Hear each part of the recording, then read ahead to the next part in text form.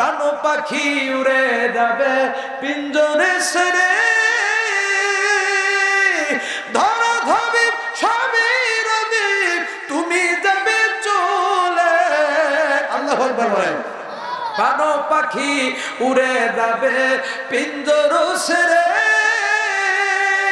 ধরা ধবি সবই রবি তুমি যাবে চলে। বন্ধু বান্ধব যত মাতা পিতা তারা সুত, বন্ধু বান্ধব যত মাতা পিতা তারা সুত, সকলে রবে তোমার পর রে মন আমার। কেন বান্ধ দালান ঘর, একদিন মাটির ভিতরে হবে ঘর রে মন আমার। কেন বান্ধ দালান ঘর, মরিলে কান্দিস না আমার দায় রে সন্তান গো, মরিলে কান্দিস না আমার দায়। কাফন পরাইয়া যদি কান্দ আমার দায়, সূরা ইয়াসিন পাঠ করিও আল্লাহর দরবারে রে সন্তান গো, মরিলে কান্দিস না আমার দায়। জোরে বলেন মারহাবা। মুসলমান ভাইরা আমার, বন্ধুরে, নবীজি মুহাম্মদ সাল্লাল্লাহু আলাইহি সাল্লাম ডাক দিয়ে বলতেছে, সাহাবীরা রে আমার, শহীদদের লাশগুলো একটু আমার সামনে নিয়ে আসো, আমি একটু শহীদদের লাশগুলো দেখব, চেহারাগুলো আমি একটু দেখব। সমস্ত শহীদদের চেহারাগুলো দেখলো, দেখার সঙ্গে সঙ্গে নবী মুহাম্মদ সাল্লাল্লাহু আলাইহি সাল্লাম ডাক দিয়ে কয়, ও আমার সাহাবীরা রে, এই ব্যাগের মধ্যে কি, এই টুপলার মধ্যে কি, তোমরা একটু আমাকে দেখাও না। সাহাবীরা ডাক দিয়ে কই, নবী গো আপনি কোনো চিন্তা করবেন না, কোনো টেনশন আপনি নেবেন না। নবী গো ব্যাগের মধ্যে অন্য কোনো কিছু আপনি টেনশন নেন না। নবী আমার ডাক দিয়ে কয়, সাহাবীরা রে আমার মন বলে ওই ব্যাগের মধ্যে নিশ্চয়ই কোনো হাকিকত আছে। ডাক দিয়ে কয়, সাহাবীরা রে ব্যাগের মুখটা খুলে দাও। ব্যাগের মুখ দিয়ে মাত্র খুলে দিল, দেওয়ার সঙ্গে সঙ্গে দেখতে পাচ্ছিছে মারিয়ার স্বামীর টুকরা টুকরা করা দেহটা 39 খণ্ড দেহ হয়ে গেছে।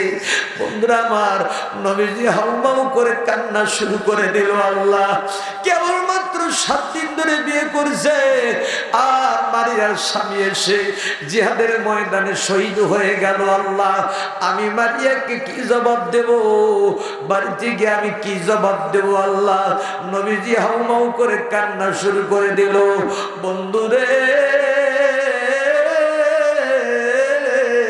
আল্লাহু আকবার বলেন। ও আমার বাবাজিরা, আমার কার প্রেম নিয়ে আসেন ভাইরি, কারো ভালোবাসা নিয়ে আসেন, একটু দিলের কান দিয়ে শুনবেন মুসলমান ভাই আমার, আল্লাহর বান্দারা একটু দিলের কান দিয়ে শোনেন। নবীজি মারিয়ার বাড়িতে চলে গেলেন, সালাম দিয়ে ভেতরে প্রবেশ করলেন। আসসালামু আলাইকুম ইয়া আহলাল বাইত। ঘরের মধ্যে কে আছেন? সালামের জবাব চলে আসলো। ডাকতে কয়, মারিয়া রে, তোমার স্বামী তো জিহাদের ময়দানে শহীদ হয়ে গেছে, তোমার মনে কি কোনো কষ্ট হয়? হুজুর, কষ্ট হবে না, আমি হলাম মেয়ে মানুষ, আমি হলাম চিনি মানুষ, আমি হলাম মেয়ে মানুষ। ও মারিয়া রে, যদি তোমার মনে কষ্ট লেগে থাকে, মদিনার যে কোনো পুরুষকে পছন্দ করো, আমি নবী তার সঙ্গে শাড়ি দিয়ে দেব। জোরে জোরে বলেন মারহাবা, আর জোরে জোরে বলেন মারহাবা। মারিয়া ডাক দিয়ে কই, নবী গো, ইয়া রাসূলুল্লাহ, ইয়া হাবিবাল্লাহ, যদি যদি আমাকে পছন্দ না করে, কয় আমি নবী যে বলবো, কয় আপনার কথা যদি না রাখি, ডাক দেয় কয় মারিয়া রে, যদি আমার কথা না রাখে কিয়ামতের ময়দানে আমি নবী তাকে শাফায়াত করব না। এই বলে মারিয়ার বাড়ির সীমানা নবীজি পেরিয়ে গেলে, পেরিয়ে যাওয়ার সঙ্গে সঙ্গে মারিয়া পিছন দিক থেকে ডাক দেয় কয় নবী গো, আপনি একজন মদিনার মানুষ, আমি দিনের নবীর স্ত্রী হতে চাই।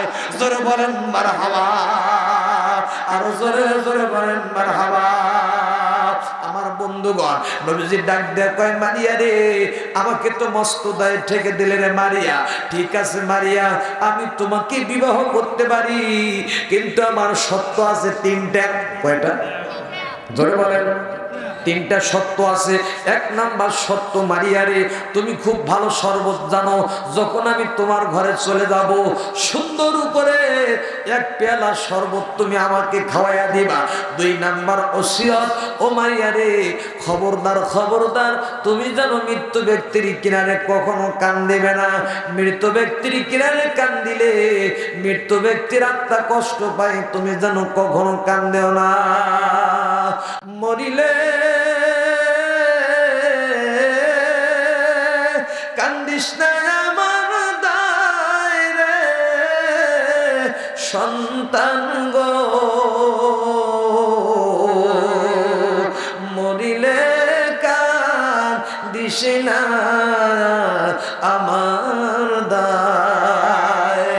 কাফন পরাইয়া যদি কান্দ আমার দায়, সূরা ইয়াসিন পাঠ করিও আল্লাহর দরবারে রে সন্তান গো, মরিলে কান্দিস না আমার দায়। জোরে বলেন মারহাবা। আমার বন্ধুরে, মারিয়ার ঘরে নবী চলে যায়, এক পেয়ালা শরবত খায়। 10 মাস 10 দিন পেরিয়ে যায়, মারিয়ার গর্ভ থেকে একটা সন্তান জন্ম নেয়, যে সন্তানটার নাম রাখে হলো ইব্রাহিম। ইব্রাহিমের যখন 7-8 বছর হয়ে যায়, জিজ্ঞেস করতে পারেন হুজুর, ইব্রাহিম তো হলো নবীর নাম, কিন্তু এই ইব্রাহিম সেই ইব্রাহিম নয়। নবীজির সন্তান ছিল যার নাম ছিল ইব্রাহিম, তারপর ছিল তৈয়ব, বন্ধুরা আমার, তারপর ছিল কাসেম।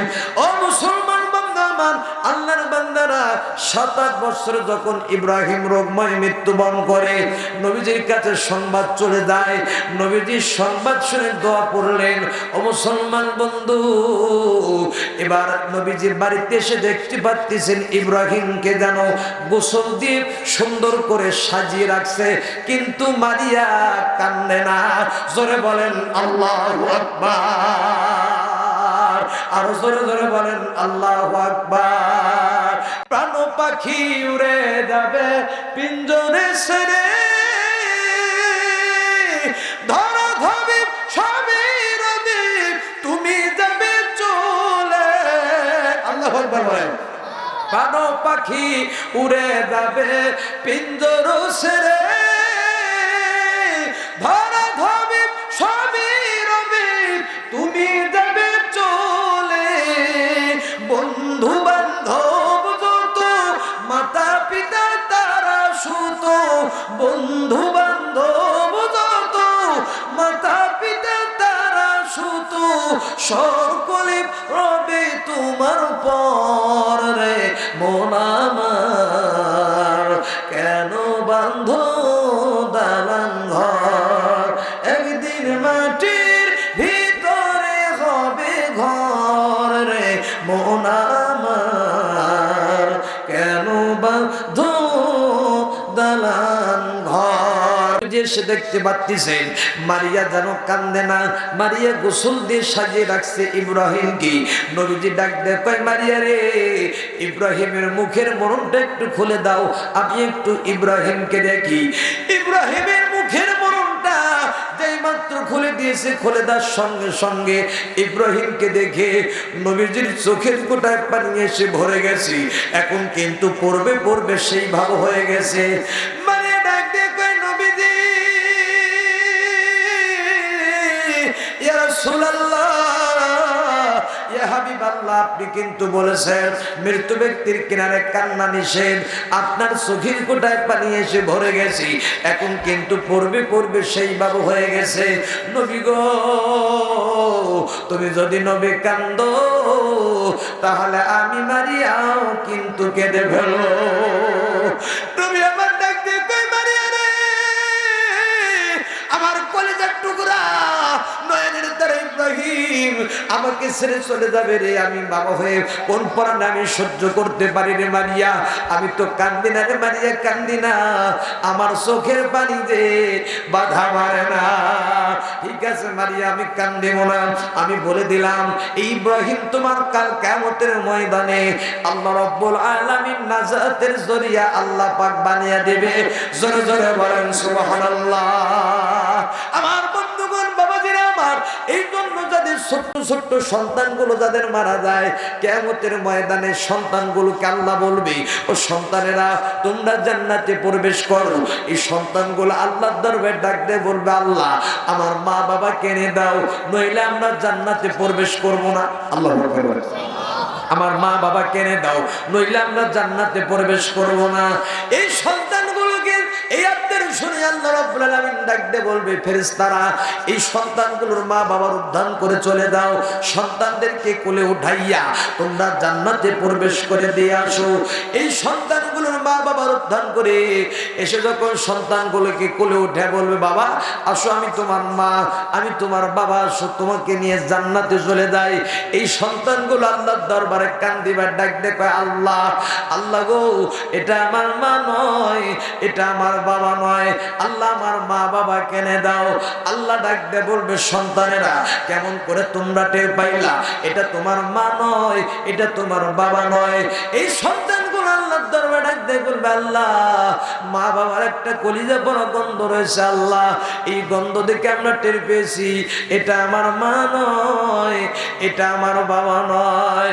হাদিস শরীফে আসছে বন্ধু, হাদিস সাক্ষী দেয় যদি এই সন্তানগুলোর মা বাবা জাহান্নামী হয়ে যায়, এই সন্তানদের আবদারের কারণে আল্লাহ রাব্বুল আলামিন কুদরতি হাত জাহান্নামের মধ্যে ঢুকিয়া দিয়া ওই সন্তানদের মা বাবাকে খামসা দিয়ে উঠাইয়া হাউজে কাউসার পানি দিয়ে গোসল করাইয়া ওই সন্তানদের সঙ্গে মা বাবাকে জান্নাতুল ফেরদাউসের মেহমান বানিয়ে দিবে। জোরে জোরে বলেন সুবহানাল্লাহ। ভাইরে, ওই মা কার যেন অন্ধকার কবরে শুয়ে, কার যেন বাবা অন্ধকার কবরে শুয়ে, অন্ধকার কবর থেকে কার যেন মা সন্তানের হাতের দিকে তাকিয়ে আসি, সন্তানের মুখের দিকে তাকিয়ে আসি, ডেকে ডেকে বলতে যে সোনার চাঁদ নূরে মদিনা কওমি হাফিজে মাদ্রাসা এতিমখানা রাখি নাই, জান্নাতের বাগান সাজাইছে রে বাবা। যদি সেখানে যাইয়া দুটো হাত তুলে আল্লাহ রাব্বুল আলামিনের দরবারে দোয়ার দরখাস্ত করতি, বাবা তোর হাতের বদৌলতে আল্লাহ রাব্বুল আলামিন আমার কবর আযাব মাফ করে দিত। জোরে বলেন আমিন। ভাইরে, ওই মা যেন কার কবরে, ওই বাবা যেন কার কবরে, ভাইরে আমার, ওই মাকে কবরে যেন শুয়ে রেখেছেন কে, ওই বাবাকে যেন কবরের মধ্যে শুয়ে রেখেছেন কে রে ভাই? ও মুসলমান বন্ধু আমার, এই যে মাদ্রাসা দেখতেছেন, এই মাদ্রাসাটা এই এলাকার জন্য একটা হেদায়েতের জরিয়া। আপনার সহযোগিতায় এই মাদ্রাসা থেকে হক্কানি হাফেজে কোরআন হবে, আলেম হবে। বন্ধুরা আমার, আল্লাহর বান্দারা, আপনি যদি টাকা পয়সা দিয়ে, বুদ্ধি দিয়ে, শ্রম দিয়ে, সাধনা দিয়ে আপনি যদি মাদ্রাসায় সহযোগিতা করেন বাবা, এই সন্তান এখান থেকে হাফেজে কোরআন হওয়ার পর এই সন্তানটা যতদিন আমল করবে, আপনার আমল নামায় আল্লাহ রাব্বুল আলামিন সরকার দাঁড়িয়ার সওয়াব আল্লাহ পাক লিখে দেবে। জোরে বলেন সুবহানাল্লাহ।